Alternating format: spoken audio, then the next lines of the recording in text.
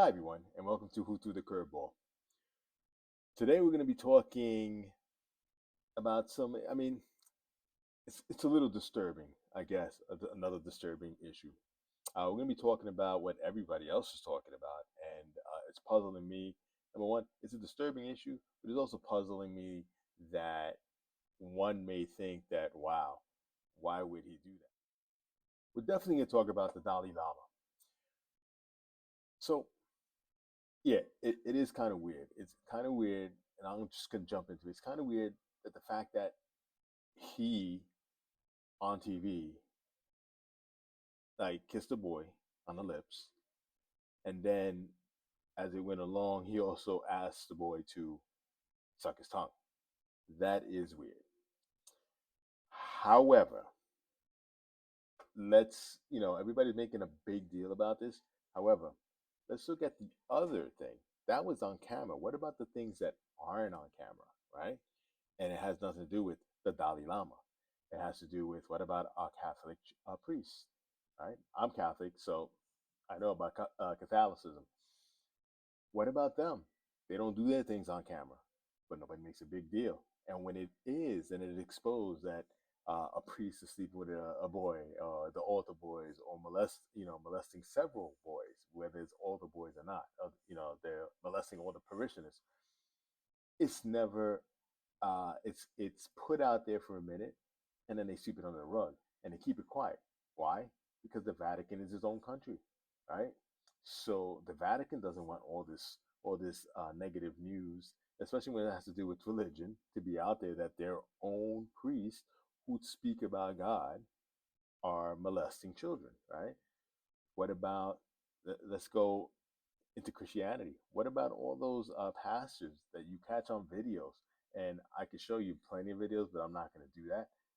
Of pastors grabbing women by the side and then squeezing their breasts, like on the down low, but it's caught on camera.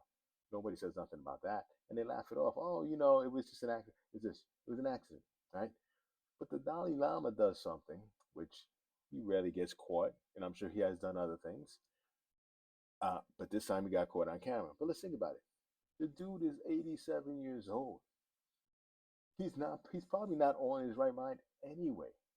But yet we sit there and we talk about it, we talk about it, we talk about it. And then this culture that comes from the Tibetan culture. Do we know about the culture? Is this something that they do or they normally do? No, nobody bothers to ask. They just say, hey, in my culture, we can't do that. Or not that we can't do that, but that you're not supposed to do that. And then you start pointing fingers. That's weird. I could keep on going about a lot of weird things that go on in life, but nobody says nothing. But it's okay. So, yeah, it's a weird issue. And the Dalai Lama, you know, he did apologize. He apologized, I'm sure, sincerely. Again, he's 87 years old. I hope that I'm still walking around at 87 years old.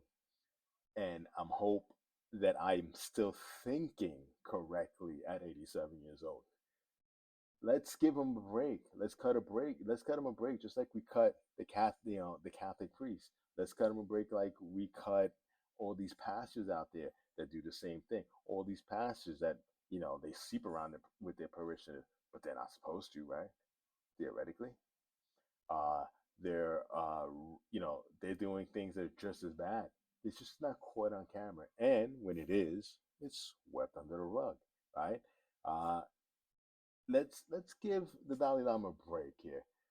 He did what he did, and he apologized for it. So just like when we ask for apologies for anything else, whether it be something that's in wokeism or LGBTQT alphabet community, whenever somebody says or does something and they apologize, we keep moving on, right? It's okay. Sometimes it's okay. Um, let's move on with this, only because we keep on and on and on. Leave the religious man alone. Again, we don't know his culture.